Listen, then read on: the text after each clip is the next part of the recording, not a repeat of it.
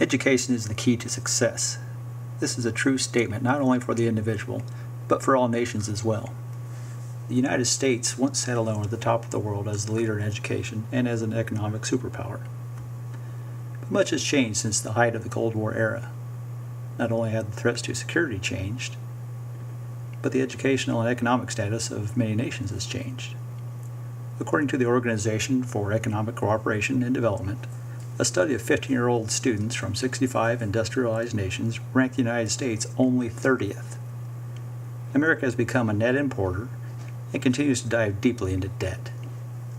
America needs to change its public education system in order to compete in the global economy and protect the future of its citizens. For much of the 20th century, America enjoyed the fruits of being a world superpower. The power came from robust economic growth. The nation committed to educating future generations with everything they needed for the times. But times have changed. Our educational system has not changed with the times. One of the problems with the American public education system is that all schools must be all things to all students. Programs like Common Core and No Child Left Behind are well intended and seem fair on the surface. The problem with these programs is that all students are treated the same. Some call this being fair, but not all students are the same. In the name of being fair, some students are impeded when they could make greater progress if allowed to do so. If a student is capable of flying, then let them soar. If a student needs a hand, then give them a hand. Let's not lump all of them together. Our current model of the so-called community school lumps our students together. We need to change. Changing an education system is no small order. It is not possible to simply educate one way today and change to the new way tomorrow.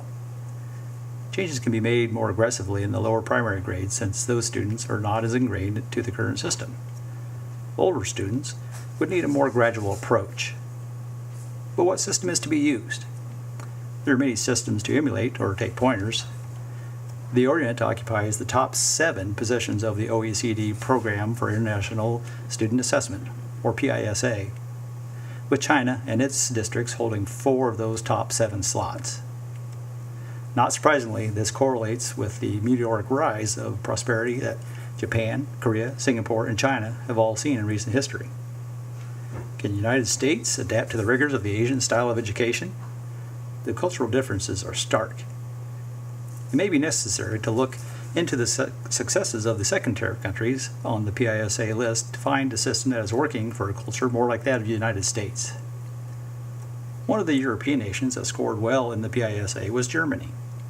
The approach taken in Germany is far different and probably takes practicality to an extreme. It is referred to as a dual system, where industry and education work hand in hand. The vocational education and training system, known as VET in Germany, combines apprenticeship in the workplace with theory directly related to the job taught in school.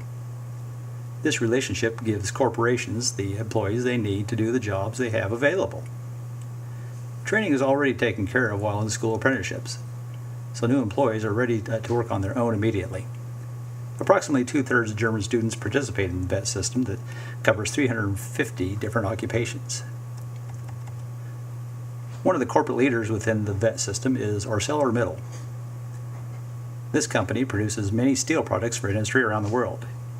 Each year, ArcelorMittal plant in Bremen, Germany, admits 64 new students into its apprenticeship program. These positions are highly sought after, and students must have high aptitudes in many technical aspects, as well as being computer literate, have a command of the German language, and understand English. While at the factory, the students do spend a large amount of time in the classroom being taught by factory-supplied instructors. They must learn and adapt to the latest in manufacturing technologies. This intense cooperation between public education and industry is the key factor in the success behind German engineering and manufacturing. Another facet to the German educational system is standardized testing. This is a key component to the VET system. The standardized tests ensure that a student is qualified for the program they wish to pursue. Another benefit is squarely in favor of the student. If a student completes an apprenticeship with Corporation A but wants to work at Company X, the standardized test ensures the student has the skills to move to another company if they so desire. This testing method is not only a part of the VET, but it is prevalent in the entire German system. The German government sees it as a check and balance system to ensure that everyone is educated to the proper levels. The German system is not without its detractors. According to Caitlin Andel, only the wealthy have access to the best schools and programs. A group consisting of civil servants and politicians made up the upper crust. The working class represented the lower rung. Andel cited a 2002 PISA study as showing a 66% gap in test results between German schools from the top to the bottom of the socioeconomic ladder. The PISA world average was only 33%. Finland, the highest-ranking European nation on the PISA study, showed only a 5% gap in the same comparison. The Finnish system has been extremely successful, with test results steadily improving every year for nearly 40 years. The approach in Finland, of course, has very high expectations as its foundation. The ingredient that is core to the Finnish system is that the educational system is ingrained in the culture of the people of Finland. Everyone buys in and supports the educational effort. Teachers are held in the same high regard as any other profession. Can the United States make the same discovery at a cultural level? The worship of finance and leisure time in America could make the Finnish system a hard nut to crack. Considering the challenges to the different types of educational systems around the world, making a change will be difficult no matter which direction the United States goes, if it changes at all. Hopefully Americans will wake up in time to see that public education is experiencing a bad trend. With the amount of manufacturing already going on and the vast amount of natural resources that America is blessed with, the German system of specializing in a certain type of education at an earlier age makes plenty of sense.